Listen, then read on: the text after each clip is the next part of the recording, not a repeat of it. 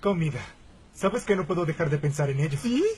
Así que, sí, fui al refrigerador y abrí el cajón de la carne. ¿Sabes cuál es el cajón de la carne, verdad? ¿Sí? ¿Y qué había ahí?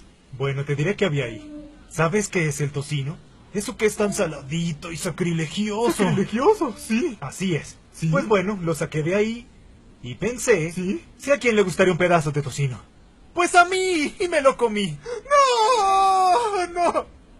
Bromeas, ¿verdad? Nope, no bromeo. Pero también me di cuenta que había un poco de carne ahí. Oh, sí, era un jugoso filete. Sí, de esos sabrosos. La cosa es que me lo comí también. ¡No! Pero volví de nuevo al refrigerador y pensé que tenía que hacer algo especial para ti, algo que te va a encantar. Tomé un poco de pollo, ¿Sí? le puse un poco ¿Sí? de queso encima y lo cubrí. ¿Con qué lo cubriste? Lo cubrí con golosinas para gatos. ¿Sí? ¿Y adivina qué? ¿Qué? ¡Se lo di al gato! ¡Ah!